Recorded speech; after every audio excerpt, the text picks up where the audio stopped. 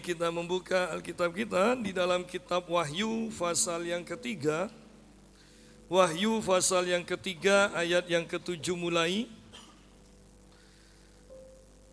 Tadi pagi kita membahas jemaat di Sardis, sekarang kita bicara jemaat di Philadelphia.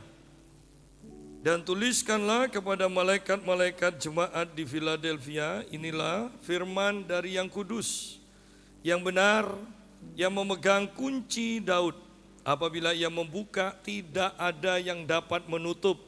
Apabila ia menutup, tidak ada yang dapat membuka. Aku tahu segala pekerjaanmu, lihatlah. Aku telah membuka pintu bagimu yang tidak dapat ditutup oleh seorang pun. Aku tahu bahwa kekuatanmu tidak seberapa. Namun engkau menuruti firmanku dan engkau tidak menyangkal namaku. Lihatlah beberapa orang dari jemaah iblis, yaitu mereka yang menyebut dirinya orang Yahudi. Tetapi sebenarnya tidak demikian, melainkan berdusta. Akan kuserahkan kepadamu. Sesungguhnya aku akan menyuruh mereka datang dan tersungkur di depan kakimu dan mengaku bahwa aku mengasihi engkau, karena engkau menuruti firmanku untuk tekun menantikan aku, maka aku pun akan melindungi engkau dari hari pencobaan yang akan datang atas seluruh dunia untuk mencobai mereka yang diam di bumi. Kita berhenti sampai sini dulu. Sekarang kita melihat jemaat di Philadelphia, dan Yesus menyatakan dirinya sebagai yang kudus yang benar. Sebagai yang kudus yang benar. Dan jemaat di Philadelphia dikatakan kekuatannya terbatas. Beda dengan jemaat di Sardis yang hidup dalam kelimpahan, yang mempunyai segalanya, yang semakin meningkat dan terus meningkat. Gereja yang kontemporer, gereja yang mengikuti tren, ya. Jadi kalau ada LCD baru, mereka beli. Kalau yang lainnya pakai bendera, mereka beli bendera juga. Ya, walaupun atapnya mungkin rendah, tetap aja bendera diacung-acungkan demi tren. Ya, mereka meniup, ada yang meniup shofar, maka semuanya beli shofar. Ya, walaupun tidak tahu caranya niup. Ya, jadi itulah jemaat di Sardis. Pokoknya tren apa maka mereka ikut, ya. Dan mereka mempunyai kemampuan untuk mengikuti tren.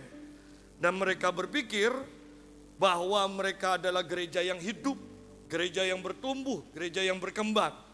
Tetapi Yesus katakan, engkau dikatakan hidup padahal engkau mati. Kenapa?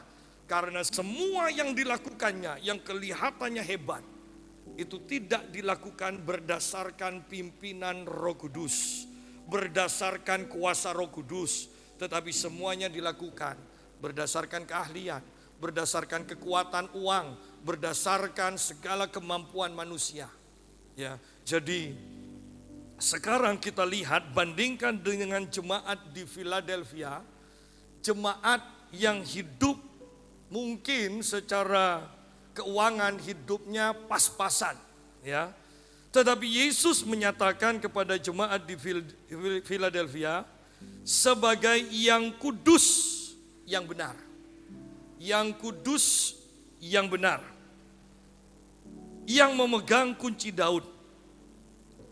Kunci Daud berbicara otoritas. Berarti otoritas yang benar hanya diberikan kepada orang yang hidupnya benar dan hidupnya kudus. Tanpa kekudusan dan hidup yang benar, maka otoritas kuasa yang Tuhan berikan itu tidak akan bertahan lama. Betapa banyaknya hamba-hamba Tuhan yang mengalami pengangkatan sebentar dan kemudian mereka jatuh. Ya. Bahkan banyak orang yang mengejar otoritas, mengejar kuasa tanpa memperhatikan kehidupannya, apakah benar, kudus atau tidak. Jadi banyak orang yang heboh dengan pengangkatan, dengan naik ke surga, naik ke neraka, naik atau turun ya, turun ke neraka, Ya. Mereka banyak yang mempunyai pengalaman seperti itu. Tetapi sungguh ketika kita dekat dengan orang tersebut, mereka kita lihat apakah hidupnya sungguh-sungguh dengan Tuhan, apakah hidupnya kudus bagi Tuhan. Kadang kita kecewa. Dan kalau kita mau masuk dalam kebenaran firman Tuhan, hanya orang yang hidup kudus yang akan melihat Tuhan dikatakan. Jadi kalau orang yang tidak hidup kudus kemudian mengatakan dibawa Tuhan ke surga, dibawa Tuhan ke neraka, ya, sungguh-sungguhkah itu? Hanya ada dua kemungkinan. Mereka berhalusinasi. Yang kedua, mereka ada di bawah kuasa roh jahat. Saya ingat sekali sehingga saya tanda kutip tidak terlalu tertarik membaca pengalaman orang-orang yang naik ke surga turun ke neraka. Ya, ketika saya di Jember, saya melayani di sebuah gereja dan suami istri sama-sama sakit. Sakitnya tidak main-main juga. Sakit yang dipilih sakit yang parah-parah, ya. Ada kanker, ada diabetes, ya. Kok tidak milih gatel gitu loh, ya. Tidak enak Pak, perempuan masa gatel, tidak enak, ya. Ya. Nah, yang dipilih itu yang berat-berat, ya. Dan setelah saya mendoakan, orang tuanya mengatakan kepada untuk anaknya mengatakan pada saya, Pak, ini anak saya sering mendapatkan pengalaman dibawa Tuhan ke surga. Ketemu Nabi Samuel, ketemu Rasul Petrus. Oh hebat, saya bilang. Iya Pak, ini sering memberi kesaksian di sini. Dan ketika saya melayani kaum muda, anak ini ikut. Selesai saya nyampaikan firman. Dan saya katakan ada pengurapan di sini, ayo nikmati aja, nikmati. Dan tiba-tiba anak ini mengatakan, panas, panas, kakinya panas dia bilang, dan dia jatuh, dia kaku, dia teriak-teriak, dan saya tengking roh kematian sampai pembantu dari gereja itu bertanya, ada apa? Kok teriak-teriak itu? Ada apa? Ya. Dan akhirnya anak ini bisa dilepaskan. Saya tidak tahu, saya belum diundang lagi ke sana. Tetapi saya percaya bahwa sejak itu anak itu kalau diajar firman secara benar tidak akan pernah naik turun lagi, ya. Naik ke surga, turun ke neraka, tidak akan pernah lagi. Kenapa? Karena pengalaman itu pasti dari setan. Oleh karena itu kita tidak mengejar naik ke surga, turun ke nerakanya. Tetapi yang harus kita kejar adalah kekudusan. Hidup benar itu lebih penting. Ya. Inilah firman dari yang kudus, yang benar. Dan secara otomatis ketika hidup kudus, hidup benar, maka kunci Daud, otoritas, kuasa akan Tuhan percayakan. Dan otoritas ini luar biasa. Kunci Daud ini luar biasa. Apabila ia membuka, tidak ada yang dapat menutup. Apabila ia menutup, tidak ada yang dapat membuka. Nah, kembali saya mau katakan begini. Betapa pentingnya hidup dekat dengan Tuhan yang memegang kunci Daud ini. Tadi pagi kita sudah singgung bahwa bahkan kunci alam maut dan kerajaan maut itu dipegang oleh Yesus sekarang. Jadi setan kalau mau mencabut nyawa kita, setan kalau mau memberi penyakit kepada kita, dia harus minta izin dulu kepada Yesus. Kalau Yesus tidak izinkan, setan tidak bisa melakukan niatnya. Dan bagi kita yang dekat dengan Yesus, kita tahu Tuhan menetapkan umur kita 70 tahun sampai 80 tahun, bahkan 120 tahun. Ini di sini banyak yang sudah lolos 80 tahun. Berarti imannya ada lompatan iman kan untuk ke 100. Ya. Jangan katakan sudah 80 tahun Pak Yusa, besok saya mau ketemu Tuhan. Jangan. Ya. Masih banyak yang perlu dilakukan, ya. Saya percaya Natal itu pasti tiap tahun masih ada Natal. Tante, Natal pasti ada, ya. Jadinya masih ada tugas masak. Nah, selama kita ada tugas dari Tuhan, umur kita akan diperpanjang. Kalau sudah nganggur, sudahlah, daripada bikin polusi, ya, lebih baik cepat berangkat kalau sudah ada yang dikerjakan. Ya. Jadi Yesus memegang kunci alam maut, kerajaan maut, Yesus yang pegang. Sehingga ketika kita dekat dengan Yesus, keadaan kita aman. Dan sekarang Yesus menyatakan diri juga sebagai yang memegang kunci Daud. Apabila ia membuka, tidak ada yang bisa menutupnya. Apabila dia menutup, tidak ada yang bisa membukanya. Berarti kita tidak perlu ngemis-ngemis ke orang untuk minta kesempatan. Ya, tidak perlu. Ingat, ketika Tuhan sudah membuka pintu, sekalipun banyak orang yang iri, sekalipun banyak orang yang tidak suka kepada kita, pintu itu tetap terbuka, tersedia bagi kita. Dan mereka tidak bisa menutupnya karena mereka harus melawan Tuhan kita. Tetapi sebaliknya, ketika kita merasa kuat, jangan sombong. Karena kalau Tuhan sudah tutup pintu itu, engkau tidak bisa membukanya. Banyak orang yang sombong dan ternyata Tuhan tutup pintunya. Bayangkan, sebanyak apapun kekayaan kita, kalau terus dibawa ke rumah sakit tiap hari, habis itu. Ya. Ketika Tuhan sudah menutup pintu, maka tidak ada seorang pun yang bisa membukanya. Oleh karena itu, jangan sampai Tuhan menutup pintu kita karena kesombongan demi kesombongan.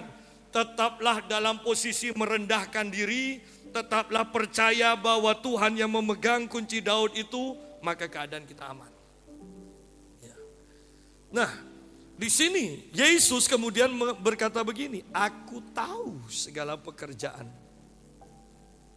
Sidang jemaat, kalau kita perhatikan begini, kalau kita baca surat kepada 7 jemaat ini, maka kita itu akan sungguh berhati-hati dengan setiap tindakan kita, dengan keadaan hati kita, dengan keadaan pikiran kita. Kita akan hati-hati. Anda akan selalu bertemu dari pasal kedua dan pasal ketiga ini, aku tahu segala pekerjaan. Nah, pekerjaannya tidak usah dibaca ya. Aku tahu segalanya. Nah, kalau sudah seperti itu, aku tahu segalanya. Kita tidak bisa merahasiakan kelemahan kita, dosa kita. Semuanya terang di hadapan Tuhan. Kita tidak bisa menyombongkan diri. Kenapa? Karena Tuhan tahu bahwa kita sombong. Aku tahu segalanya. Dan aku tahu segala pekerjaan. Tetapi dari ayat ini pun kita mengerti bahwa Tuhan menginginkan kita menjadi orang yang melakukan kehendak Tuhan. Bukan hanya pendengar. Aku tahu segala pekerjaanmu, segala yang engkau lakukan, apakah sesuai dengan firman atau tidak. Jadi Tuhan itu, kalau kita melakukan dan salah, Tuhan akan benarkan. Ya, Tuhan akan ajar kita supaya kita melakukan yang benar. Tetapi kalau kita tidak melakukan segalanya, kita hanya diam, kita hanya pasif, maka Tuhan tidak akan menghiraukan kita. Aku tahu segala pekerjaanmu. Berarti Tuhan sangat tertarik kepada apa yang kita kerjakan. Harus ada sesuatu yang kita kerjakan. Oleh karena itu Rasul dan Nabi dibangkitkan untuk memperlengkapi jemaat. Bukan hanya melayani jemaat, tetapi memperlengkapi jemaat. Saya percaya setiap saya menyampaikan firman, ada bagian-bagian tertentu, mungkin si A mendapatkan kalimat ini, si B mendapatkan kalimat yang lain, si C mendapatkan kalimat yang lain. Semuanya itu akan memperlengkapi kita. Karena setiap kita berbeda.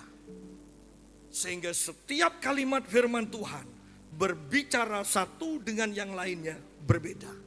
Walaupun dalam ibadah yang sama. Karena inilah waktunya kita diperlengkapi oleh Tuhan. Ya. Aku tahu segala pekerjaanmu. Lihatlah, aku telah membuka pintu bagimu yang tidak dapat ditutup oleh seorang pun. Ya. Aku telah membuka pintu bagimu yang tidak dapat ditutup oleh seorang pun. Aku tahu bahwa kekuatanmu tidak seberapa. Kekuatanmu tidak seberapa. Berarti ini berbicara mungkin keuangan kita tidak seberapa. Jemaat di Philadelphia bukan orang-orang yang kaya. Kuasanya secara jasmani, ya. Otoritas mungkin tidak ada orang yang berkedudukan di pemerintahan. Mereka tidak punya channel-channel. Mereka dikatakan, aku tahu bahwa kekuatanmu tidak seberapa. Mereka bukan orang-orang kaya, bukan orang-orang terpandang.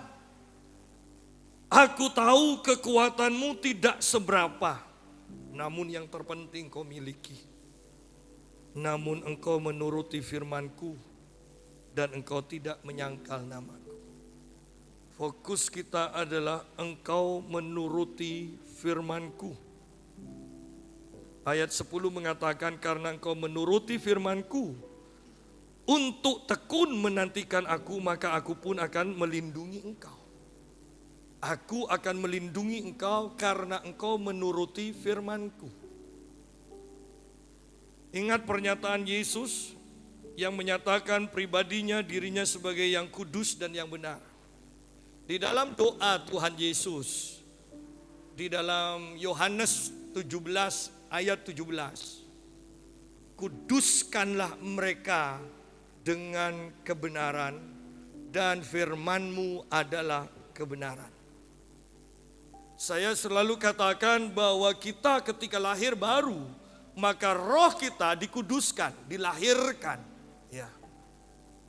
Tetapi jiwa kita dikuduskan hanya melalui firman Tuhan. Jiwa kita diselaraskan hanya dengan firman Tuhan. Oleh karena itu di sini dikatakan Yesus menyatakan dirinya sebagai yang kudus dan yang benar. Dan Yesus juga menginginkan jemaatnya menuruti firman-Nya. Kenapa? Dengan tujuan ketika mereka menuruti firman-Nya, mereka akan berjalan di dalam kekudusan dan mereka menjadi orang yang benar. Dengan mereka menjadi orang yang benar, hidup dalam kekudusan, mereka layak untuk memegang kunci Daud. Mereka layak untuk mendapatkan otoritas dari Tuhan. Mereka layak untuk mendapatkan perlindungan dari Tuhan. Mereka layak untuk mendapatkan pertolongan Tuhan untuk membuka pintu-pintu yang tertutup. Oleh karena itu kembali firman Tuhan itu sangat diperlukan. Pemazmur mengatakan firman Tuhan itu lebih berharga daripada emas tua. Bahkan daripada perak yang dimurnikan 7 kali dikatakan. Berarti sederhananya firman Tuhan itu jauh lebih berharga jauh lebih bernilai daripada kekayaan kita.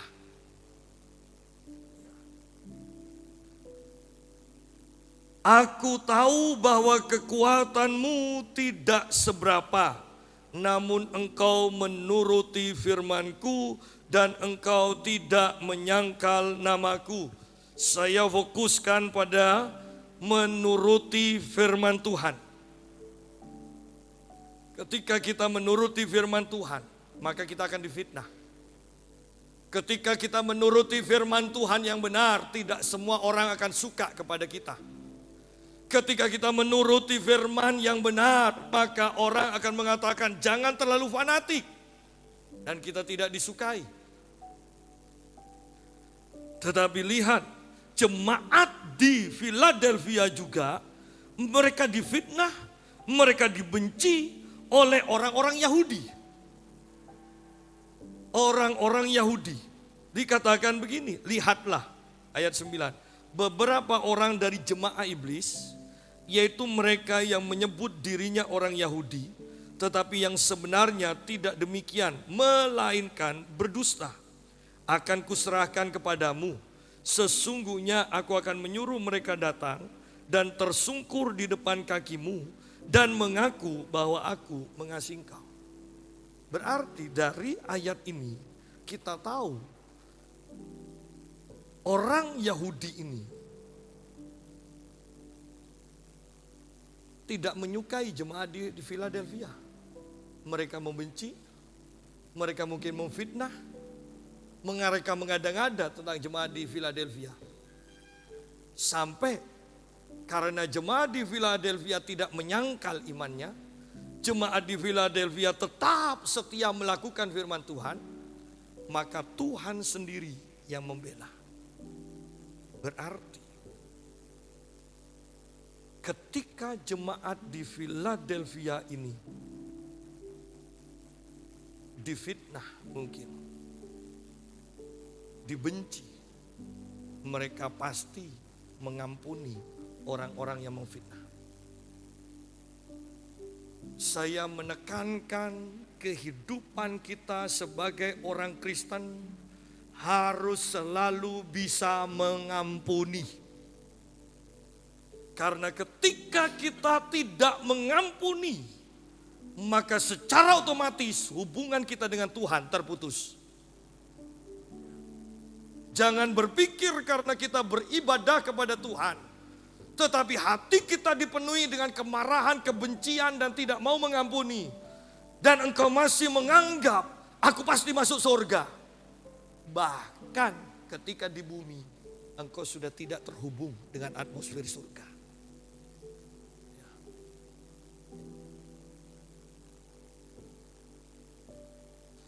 Di sini dikatakan bahwa Tuhan yang akan membuka pintu-pintu yang tertutup. Wow, itu luar biasa. Saya membaca pengalaman dari orang-orang Kristen di timur ketika kebangunan rohani. Di timur itu kalau mereka mengadakan perjamuan kudus, mereka banyak yang mengubah air itu menjadi anggur. Ya, jadi mereka mengambil air di sumur dan kemudian mereka mendoakannya dan air itu menjadi anggur. Baru perjamuan kudus dimulai. Nah, perhatikan betapa pentingnya firman Tuhan. Dikatakan begini, ada satu kejadian, para penatua berkumpul untuk menyiapkan perjamuan kudus. Dan seseorang menyuruh satu orang untuk ambil air di sumur. Dan kemudian mereka menaruh air itu. Ada seorang pemuda yang ingin tahu bagaimana Tuhan membuat mujizat. Pemuda ini juga kumpul di sana. Dan setelah mereka berdoa, mereka mendapatkan pernyataan Tuhan. Maka satu orang mengatakan, sudah, Tuhan sudah buat mujizat, air ini sudah menjadi anggur. Dan kemudian anggur itu dicobakan satu-satu ngicip. Para penatua ini mengatakan, ya sudah jadi anggur. Tetapi yang pemuda ini ketika mengicip, dia heran. Apanya anggur, orang rasanya tetap air. Tetap air putih dia bilang. Dan karena semuanya mengatakan sudah jadi anggur, maka pemuda ini diam. Kemudian ketika air anggur ini dibawa ke dalam gereja untuk diletakkan di tempatnya, anggur itu di tempatnya itu ditutup dengan kain putih. Nah, anak muda ini pinter. Dia masukkan, dia kain sedikit masuk ke air anggur itu. Dan kemudian dia lihat, kan air itu kalau dimasukkan pasti naik warnanya lewat kain itu. Dan dia lihat warna ungu. Dia kaget karena ketika dia icip itu air. Tapi para penatua itu berkata, itu anggur. Makanya anak muda itu ikut. Karena anak muda ini pikir nanti di gereja takutnya ditukar. Dan mengatakan air itu anggur padahal sudah ditukar. Nah, kemudian anak muda ini bertanya begini kepada penatuanya itu. Yang benar ini sebenarnya siapa? Ketika tadi kalian icip, kalian katakan itu anggur. Padahal ketika saya icip itu air. Dan penatua itu mengatakan begini. Karena ada yang sudah mendapatkan pernyataan bahwa Tuhan itu sudah mengubah air menjadi anggur. Sekalipun secara fakta apa yang kami icip itu sebenarnya itu masih air dikatakan. Rasanya air. Tetapi karena dia mendengar pernyataan dari satu penatua yang mengatakan Tuhan sudah mengubah. Maka penatua yang lain mengatakan ini sudah jadi anggur. Kenapa? Karena kami percaya dan kami memperkatakan firman Tuhan. Ketika mereka berjalan baru air itu berubah menjadi anggur. Tetapi ingat, pernyataan iman dari para penatua itu sangat penting. Seandainya semuanya mengatakan ini belum, ayo kita doa lagi, maka air itu tetap akan menjadi air. Jadi betapa pentingnya sekalipun keadaan kita belum berubah, ingat, apakah mulut kita akan memperkatakan firman Tuhan atau tidak. Oleh karena itu Tuhan sangat suka kepada jemaat di Philadelphia.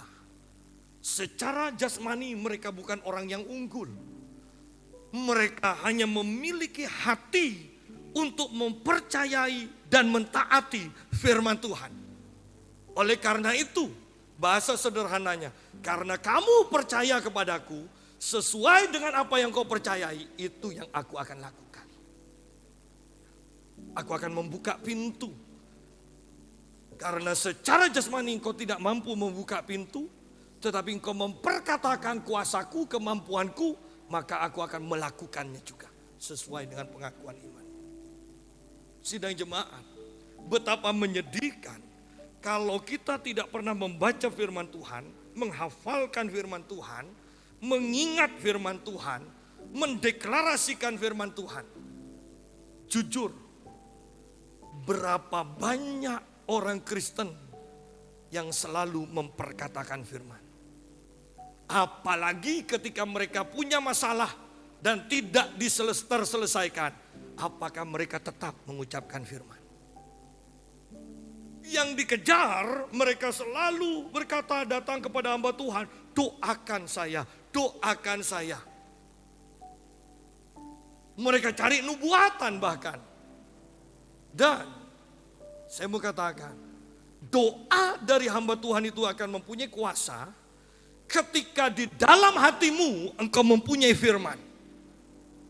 Tetapi ketika engkau tidak punya firman apa-apa, itu seakan-akan bejanamu itu bolong.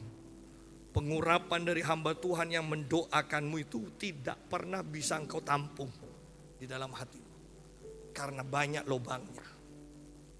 Firman.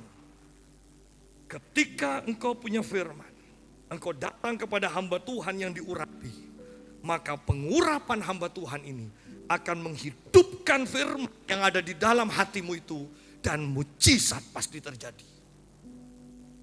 Seringkali ketika kita berdoa dan minta didoakan dan kita mengatakan, tidak terjadi apa-apa ya. Iya, mungkin kita menyalahkan hamba Tuhannya. Bisa jadi, tetapi kalau memang jelas hamba Tuhan itu diurapi, engkau didoakan tetap tidak mengalami terobosan. Pertanyaan saya, apakah di dalam hatimu ada firman? Itu seakan-akan benih. Ketika disirami, maka benih itu akan tumbuh. Sama, firman itu tersimpan dalam hati kita. Tetapi ketika pengurapan hamba Tuhan itu diimpartasikan kepadamu, maka firman yang ada di dalammu itu akan bertumbuh dan berbuah. Itulah yang disebut pintu-pintu mulai terbuka bagimu. Selama engkau tidak punya firman, selama engkau tidak memperkatakan firman, keadaan di sekelilingmu tidak akan pernah berubah. Hanya firman yang punya kuasa untuk mencipta. Oleh karena itu ucapkan firman. Ucapkan firman kesembuhan pada tubuhmu yang sakit, maka engkau akan disembuhkan. Ucapkan firman kelimpahan kepada tempat usahamu, maka sekalipun di sekelilingmu sepi, maka engkau akan mengalami keberhasilan. Ucapkan berkat kepada gedung gereja ini, bahwa hadirat Tuhan memenuhi gedung gereja ini, maka gedung gereja ini akan dipenuhi dengan hadirat Tuhan. Sidang jemaah, belajar miliki firman Tuhan dan perkatakan firman Tuhan, maka Tuhan akan menggenapi firman-Nya. Tuhan tidak akan pernah membiarkan firman-Nya gagal. Inilah yang dialami jemaat di Philadelphia. Bukan jemaat yang kaya, bukan jemaat yang mempunyai pengaruh, tetapi mereka mempunyai hati yang dipenuhi firman, yang mempunyai hati untuk melakukan firman. Itulah jemaat Philadelphia. Saya berharap bahwa kita pun akan menjadi seperti jemaat di Philadelphia. Ketika engkau melakukan firman, yakinlah Tuhan yang memegang kunci, di mana pintu-pintu di depanmu itu tertutup. Sekarang Tuhan juga yang akan membuka pintu itu. Tuhan yang akan membuka pintu itu bagimu. Ini penting sekali. Dan lihat beberapa orang dari jemaah iblis, yaitu mereka yang menyebut dirinya orang Yahudi. Orang Yahudi itu adalah, kalau Anda baca di dalam kitab Roma, orang Yahudi itu sombong. Kenapa? Karena mereka menganggap mereka adalah kekasih Allah. Mereka sombong kenapa? Karena hanya kepada mereka Tuhan mempercayakan hukum Taurat. Mereka menganggap semua orang selain orang Yahudi itu adalah orang yang buta. Dan hanya orang Yahudi saja yang matanya terbuka melihat kebenaran. Sehingga orang Yahudi itu begitu sombongnya. Mereka menyalahkan semuanya dan membenarkan dirinya. Bisa bayangkan orang yang selalu membenarkan dirinya dan menganggap orang lain selalu salah? Itulah orang Yahudi yang secara jasmani, wow, terhormat. Tetapi Tuhan katakan, orang yang selalu merasa benar, dia adalah jemaah iblis. Dia jemaah iblis. Karena tidak ada satupun orang benar di muka bumi. Semuanya berdosa. Hanya ada orang yang dibenarkan ketika kita percaya pada pengorbanan darah Yesus. Jadi apa sih yang mau disombongkan? Seandainya surga bisa dimasuki oleh kita karena kita pandai atau karena kita kaya, jadi tiket untuk masuk surga bisa kita beli, kita boleh menyombongkan diri. Tetapi ingat, apa yang kita miliki tidak menjadi jaminan bahwa kita akan diterima di surga. Hanya berdasarkan anugerah Tuhan. ketika kita mengakui, ya Tuhan, aku orang berdosa. Aku butuh anugerah-Mu. Aku butuh pembenaran dari-Mu. Hanya Engkau yang punya kuasa itu. Pada waktu itulah Engkau layak untuk masuk ke surga. Sidang jemaat, penekanan saya adalah ayo rendahkan diri kita di hadapan Tuhan. Jangan menyombongkan diri, jangan menyimpan sakit hati.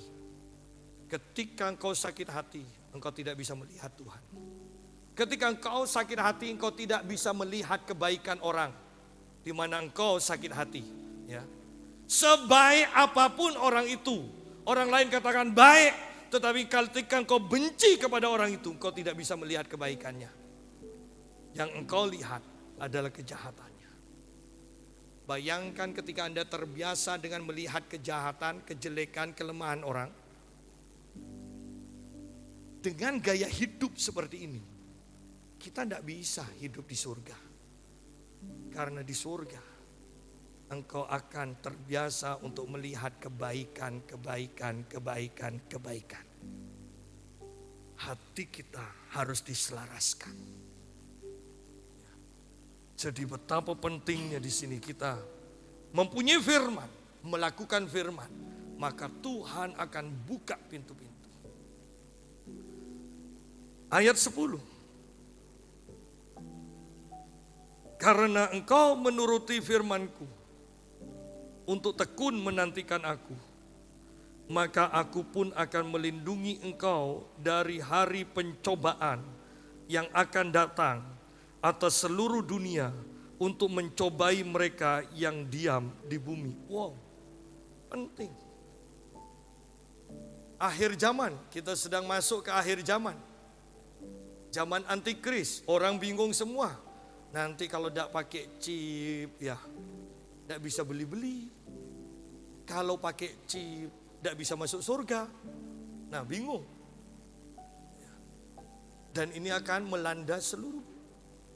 Bahkan bencana demi bencana. Beberapa hari yang lalu kan, di Belitung, seseorang membawa 10 sapi ke sebuah ladang. Tiba-tiba ladangnya itu tanahnya terbelah dan mengeluarkan lumpur. Dan 10 sapi, kira-kira katanya 100 juta lebih harganya. Kalau 10 itu hilang hanya gara-gara tanah terbelah dan mengeluarkan lumpur. Dan di film itu juga ternyata lumpurnya ini ngejar jalan. Jadi sepeda motor itu kejar-kejaran sama lumpur. Ya. Cepat katanya orang, cepat. Yang lihat ini seneng, seru. Coba bayangkan kalau yang kita naik sepeda motor. Ya, tanah terbelah. Ya, kalau yang lihat, seru. Ya. Tetapi inilah keadaan kita. Dan Yesus katakan begini, karena engkau menuruti firman-Ku untuk tekun menantikan Aku, maka Aku pun akan melindungi engkau dari hari pencobaan yang akan datang atas seluruh dunia. Berarti ini akan melanda semua orang di seluruh dunia. Semuanya akan mengalami. Tetapi bagi orang yang sudah terbiasa hidup dengan firman, melakukan firman, Yesus berkata, Yesus berjanji, Aku akan melindungi engkau. Mazmur 23 mengatakan, sekalipun aku berjalan melewati lembah kekelaman, sekalipun seluruh dunia dipenuhi dengan kekelaman, aku akan melewatinya bersama Tuhan Sang Gembala. Gembala yang akan melindungi domba itu. Gembala yang akan melindungi kita. Dan di sini Yesus berkata kepada jemaat di Philadelphia, dan kita juga percaya Yesus sedang berkata-kata kepada kita, bahwa Aku akan melindungi engkau. Apapun bencana yang melanda seluruh bumi, Bersiap-siaplah bahwa aku tidak akan meninggalkan kau, aku akan melindungi kau, aku akan berjalan bersamamu.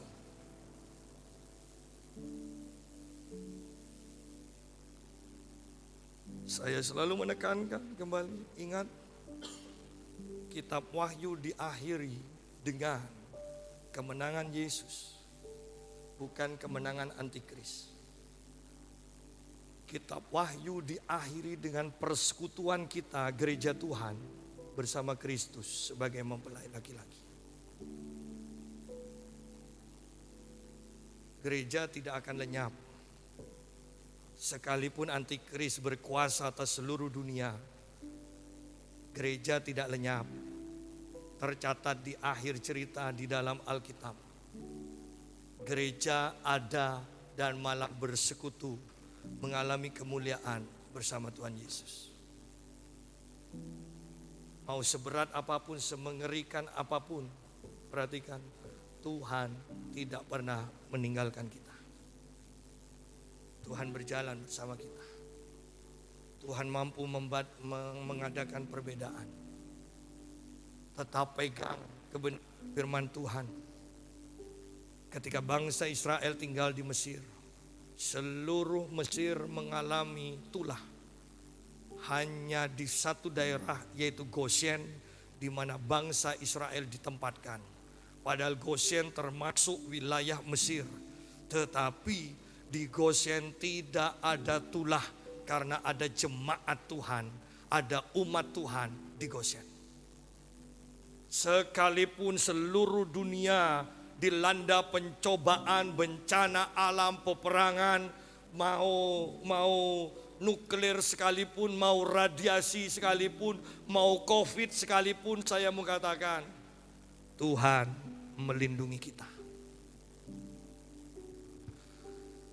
Miliki firman,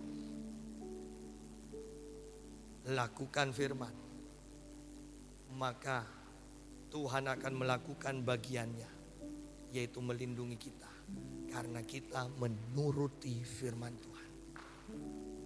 Ya. Ayat 11, aku datang segera,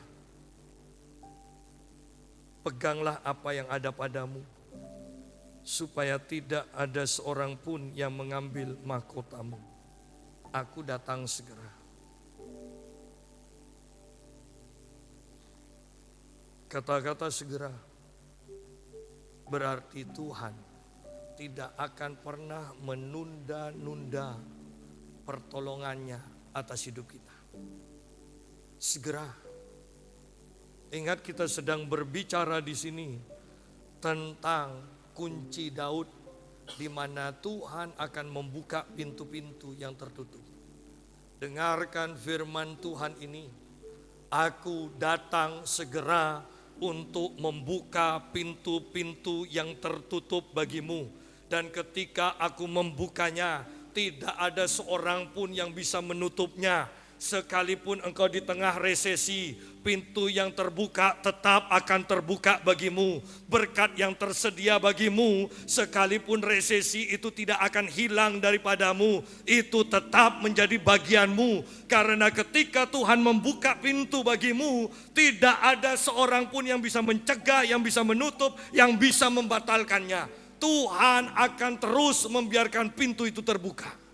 Dan kita akan hidup di dalam berkat Tuhan. Aku datang segera untuk membuka pintu yang tertutup. Aku datang segera untuk menyembuhkan engkau. Aku datang segera untuk memberkati engkau. Aku datang segera untuk memulihkanmu. Aku datang segera. Peganglah apa yang ada padamu. Apa yang ada pada jemaat di Philadelphia? Hati yang menuruti firman Tuhan. Jangan sampai kita mengatakan, sia-sia aku mengikut Tuhan, sia-sia aku melakukan perintah Tuhan.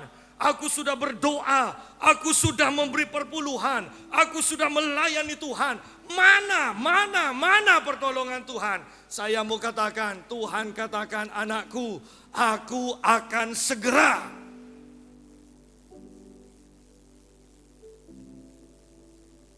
mahkota itu sudah disediakan. Jangan sampai berhenti di tengah jalan. Lihat di sini. Aku datang segera, peganglah apa yang ada padamu, supaya tidak seorang pun mengambil mahkotamu. Berarti mahkotanya sudah ada. Penyediaan Tuhan sudah ada. Ketika kita berhenti untuk melakukan firman Tuhan, ketika kita berhenti mengiring Tuhan, maka mahkota yang sudah disediakan, berkat yang sudah disediakan, itu hilang dari kita. Berapa banyak orang yang punya mahkota, kemudian kelelahan secara rohani dan tidak berlari lagi, tidak melakukan kehendak Tuhan lagi, sudah capek, sia-sia. Apa, semakin ikut Tuhan semakin banyak masalah, aku disalah mengerti, ekonomiku hancur, katanya aku diberkati. Pegang, dulu engkau sudah ikut Tuhan, dulu engkau setia dengan Tuhan, dulu engkau melakukan firman Tuhan, tetap pegang, sebentar lagi Tuhan akan datang berkarya.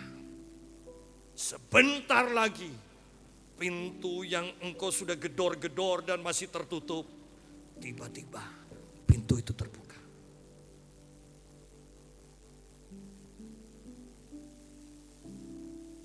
Ayat 12, barang siapa menang, ia akan kujadikan soko guru di dalam bait suci Allahku, dan ia tidak akan keluar lagi dari situ.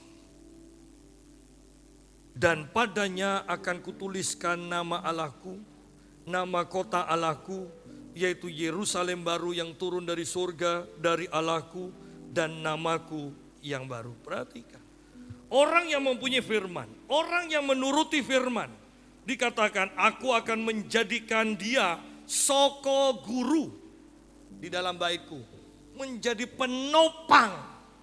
Kalau tidak ada orang yang hidup berdasarkan firman, maka gereja itu menjadi gereja yang rapuh, gereja yang tidak ada kekudusan, gereja yang sebenarnya di hadapan Tuhan bukan gereja. Hanya orang yang mempunyai firman, hanya gereja yang mempunyai firman yang akan membuat bait Allah itu kokoh berdiri. Hanya kebenaran firman saja. Bukan keahlian di dalam memanajemen gereja. Bukan kekayaan keuangan yang akan membuat gereja itu kokoh. Hanya firman. Saya mau katakan, hanya firman yang membuat gereja itu menjadi kokoh. Kitab Ibrani pasal pertama mengatakan, semuanya itu ditopang oleh firman. Bahkan bait Allah pun ditopang oleh firman, baru kuat. Dan dikatakan, aku akan memberikan, menulis nama Allahku, kota Allahku, yaitu Yerusalem baru, dan aku akan memberikan namaku yang baru. Artinya apa? Coba kita lihat di dalam Yohanes pasal yang ke-15 tentang pokok anggur yang benar.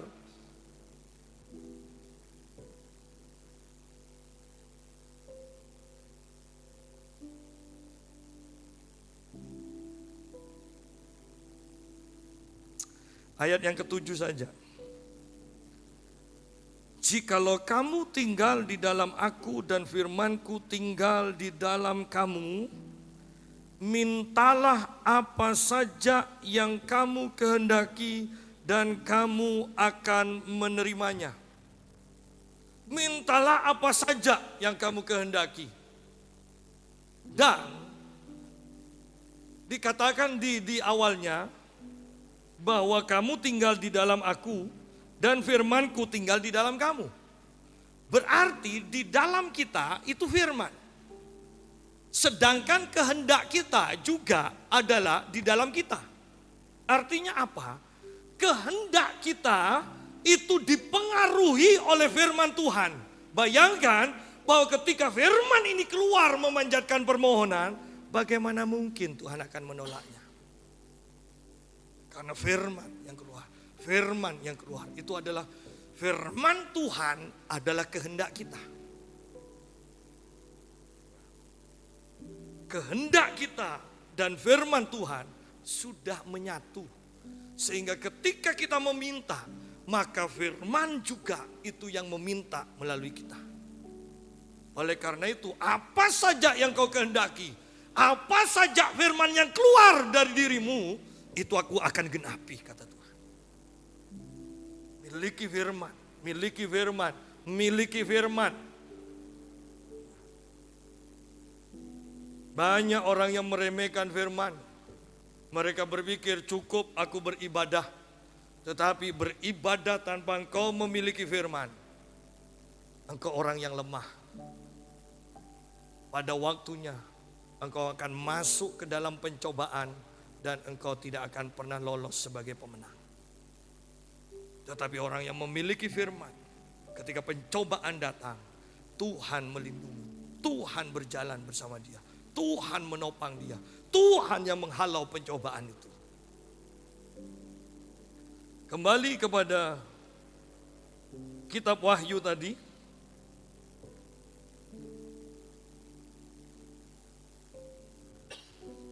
Pada akhirnya seperti tadi pagi, siapa bertelinga, hendaklah ia mendengarkan apa yang dikatakan Roh kepada jemaat. Siapa bertelinga untuk mendengar, hendaklah ia mendengarkan apa yang dikatakan Roh. Maka dia akan mengalami kemenangan dan dia akan menjadi soko guru di dalam baitku. Siapa yang mempunyai telinga untuk mendengar, hendaklah dia mendengarkan apa yang dikatakan Roh, maka engkau akan menang. Dengarkan pimpinan Roh, maka engkau akan menang. Dengarkan suara Roh, taati itu, maka engkau akan menang. Dengarkan suara Roh, maka engkau akan menjadi soko guru di dalam bait Allah. Dengarkan suara Roh, maka engkau akan menyatu dengan nama Allahku, dengan namaku yang baru, dan bahkan aku akan tinggal di dalammu. Dengarkan suara Roh, penting sekali. Walaupun kita dikatakan fanatik, saya mau katakan, miliki telinga yang mendengar. Tanpa mempunyai telinga yang mendengar, kita tidak akan pernah mengalami kemenangan. Itu saja. Dan kalau kita semua yang Tuhan sediakan, mahkota yang Tuhan sediakan, batal jadi milik kita. Nama yang sudah tercatat dihapuskan dari buku kehidupan. Itu sangat mengerikan. Sidang jemaat, marilah kita hidup kudus dan hidup benar. Miliki firman Tuhan dan hiduplah berdasarkan firman Tuhan. Maka kita akan menjadi orang-orang yang benar. Kiranya Tuhan memberkati kita semua dan menjadikan jemaat di tempat ini sebagai soko guru, karena kita semua memiliki firman Tuhan.